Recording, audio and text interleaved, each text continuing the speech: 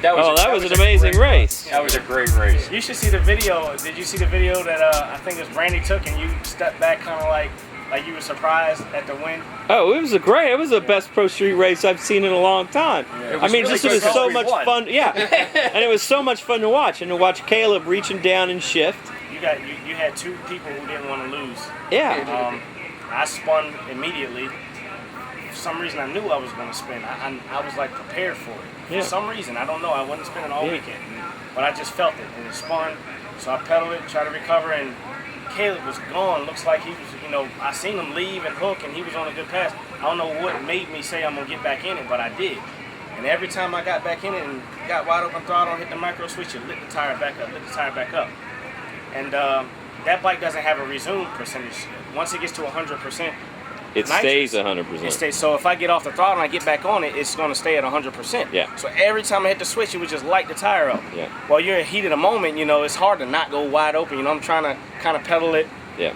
Meanwhile, I see Caleb over there. Now I'm aware of all this. I got a front row seat. I see Caleb over there reaching down his hand. He don't want to lose either. He knows he's out front. Yeah. And he said to me at the track, he was like, "Man, I thought when I left you were going to be gone." So he sees that, he knows his bike's not shifting. So he reaches down with his hand. He's trying to pull it up with his hand. Yeah. So I'm watching him over there, and I'm just sitting there just like steady looking over, steady trying to catch him. Some kind of way, man, right at the finish line, I just barely caught him. It was 8:42 to an 8:45, and our lights were like close. It was crazy. So we had a good laugh about it at the end of the track, man. But Greg Wallace came down there. He said, "Man, I cannot believe you got back in it and came back and won the race." It was really, I don't know.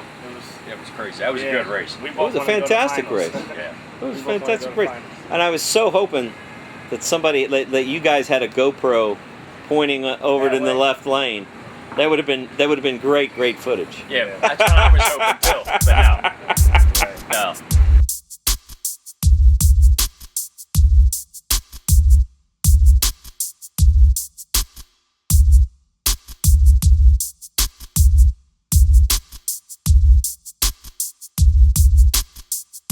What I'm used to seeing is everybody talking about how great the bike's running on Friday. Maybe we see a great pass on Saturday, and then it's parked for the rest of the weekend. Yeah. Or Brad's using some sort of like off-the-shelf epoxy to try to put the head together back in the pit. Yeah. Yeah. That head's actually on the spare motor now, and the motor we're running right now has got an old Joe Franco, Tony Sabino Pro Mod head from back in the day. Now it's been hilarious. Yeah, it's been It's like worked 1999. on. Yeah, it's got, I think it was a Pizza John head. Yeah, it was Pizza John Mafaro, then Joe had it, and then I ended up somewhere. Anyway, I got it back. Way back to you. We got it back, and it's been reworked a bunch, but it's Joe's old head, and it's been blown up a lot.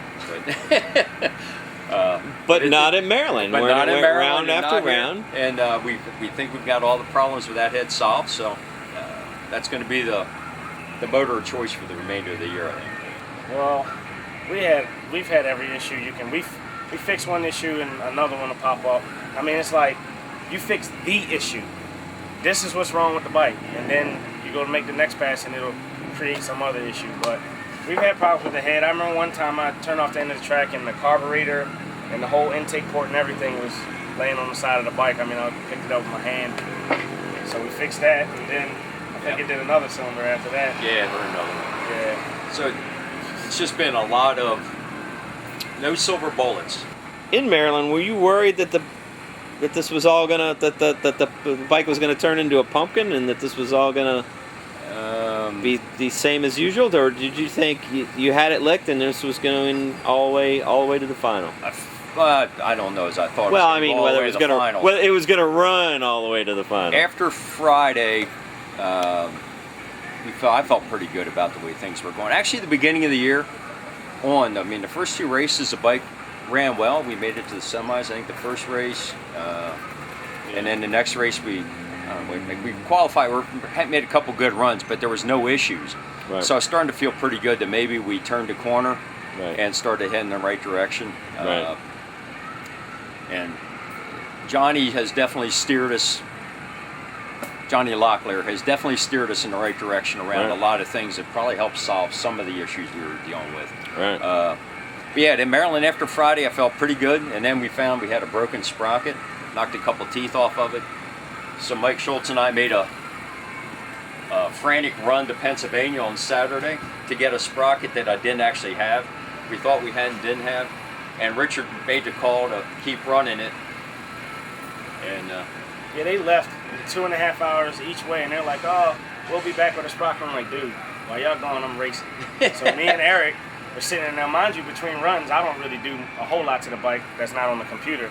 They do all the maintenance and getting it ready between rounds, and the belt, the pulley had come off, and we had like a bunch of little things to do to make this next round. So they left. So me and Eric are sitting there staring at the bike like, where do we start? Who does what? And what do they normally do? So we called Brad probably 15 times, get it ready for that run, and we ended up, that's when we qualified number one, was at 692. 693. Tell him not to come back? Something like that. 93. Tell him not to come back? He said this out. He said, I'm going to stay in York. Y'all race. But I think Friday, we had one issue with the nitrous shutting off and restarting, and I tricked it. And I really, honestly, I thought that after a while that Joey and the DME guys and everything, I've never seen them consistently not get down the track. So I was banking on them ending up going 80s or something like that, but I figured I could, have a pretty good weekend. I never once imagined that we would win. What did you think about Brad's plan to search the track for the sprocket? I don't know. We did a lot of looking. I can tell you that. 3 or 4 times up and down, in the woods, in the grass, everywhere. But no sprocket. No sprocket. That thing's probably a Waldorf. No pulley. Brad came up to me and goes, I'm trying to ask Jason if I can go out on the track and look for the sprocket. And then about like 10 minutes later, it was like a big oil down. I'm like, I think now might be your time. Wherever that thing came off at, it's long gone. We ain't finding it. That I did have at home, so we brought a spare one of them back and got the charging system working again, so we're all good. Right. Definitely the biggest win of my career, ever. I've never been a part of something that so many people was like, everybody's behind it, everybody's always rooting for you, and everybody wants to see you do good. And like I said before, everybody's always like, oh, that's good for a GS. Oh, it's cool to see it go 708 and everything. Right. Yeah, and it was like more than that to us. But, Yeah. you of course you appreciate every compliment, but it was kind of like, no, that's not really that good. I mean, it's decent for sure, but I know that I can go a lot faster because we saw a glimpse of it. Yeah. We saw really fast 8th mile times Yeah. at that time before, and we've seen some, mid 230s back halves. So I'm like, we got a bike that can run 680s. I said this maybe Last the year. beginning of last year, and it sounded retarded when I said it, but I really believed it. Mm-hmm. Johnny told me at first, and I told him he was crazy. Mm-hmm. But I really thought that we could go do a lot better than what we were doing. But I appreciated all the support, man. But it's starting to come together. I don't want to be one of those guys say I know we can go X amount faster, but I mean I just say you got to stay tuned. I mean, but we're off to a really good start this season. Start. That win, man, I've never seen support. I think DME and those guys were just as excited as we were. Yeah. Well, it's certainly good for the class. Right. And like you said, the bike in particular has a big fan base. I hear from people all over the world about that bike. I get emails from people in like Finland and stuff. Right. Yeah, it's crazy. Yeah, we do. It's crazy. A guy was messaging me this morning on Facebook. He saw we put the time slip up from the 89 pass and was congratulating us. And it's, I don't know, it was like 2:30 in the morning over there. It's crazy. They wear those shirts a lot. Yeah, and I've sent lots of these shirts overseas. Good deal. Yeah. Got to eat my ink on the back of it. Eat my ink on the back.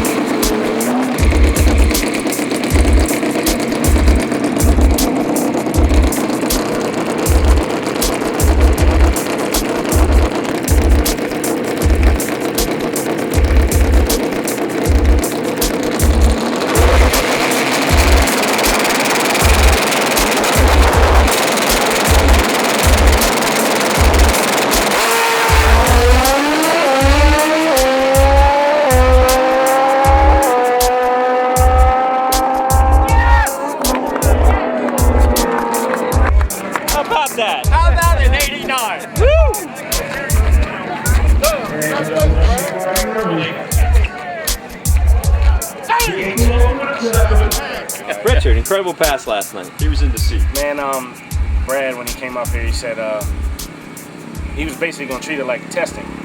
So last night we lost in the shootout. Two-step wire came loose.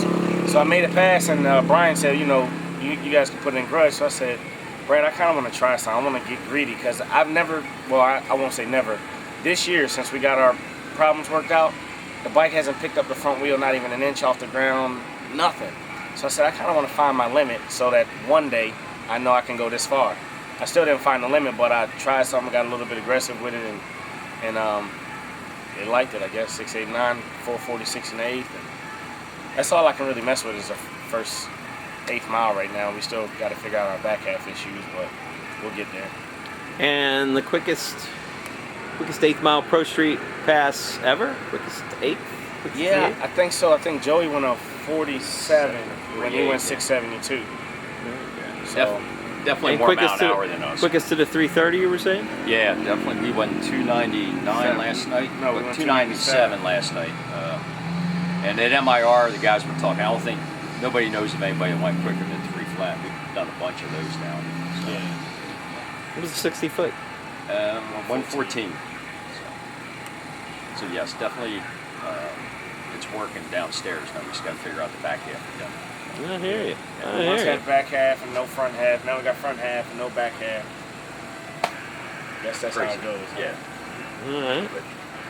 It's getting there. And it's not breaking anything. That's a good thing. Big thanks to Mike Schultz and Eric Saglio from HDFR.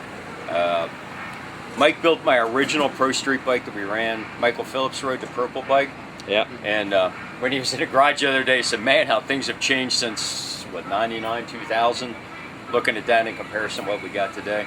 But every crazy, goofy idea I've ever walked into his shop with and said, hey, Mike, what do you think about this? And he's game to try it, and always comes out better than what I ever thought it would come out. So those two guys for sure. Tracy from Montgomery Motorsports, met him 2 years ago out here. Rolled the bike down, said, hey, project to get 30 pounds off this. You want to make this stuff out of carbon? And again, Tracy bit right into it and said, sure, let's give it a shot. So that's how we ended up getting the bike all in carbon. Dave Conforti, who can say anything bad about Dave in Worldwide Bearings? Definitely the man. Dave Schnitz supported me before I was anybody. It's probably going on 20 years. Treating me good on parts and everything else, and just being a general good guy to the sport. Who else are we missing? Johnny Locklear. Johnny Locklear. Man, I can't say. Yeah, he's on the phone in between every round. I get in trouble if I don't call him fast. Not get in trouble, but he gets pissed if I don't call him like right after the run. But I mean, he's really the man behind. A lot of people give me the credit and everything like that, but he's the man behind the tuning. All I can do is tell him what I feel, seat in my pants. If he's not physically there, he's on the phone every round. Eddie Prairie, Vance and Hines. Yeah. Thanks for his help and support. Marion, just this weekend was a good example. Marion Ford from FBR shop.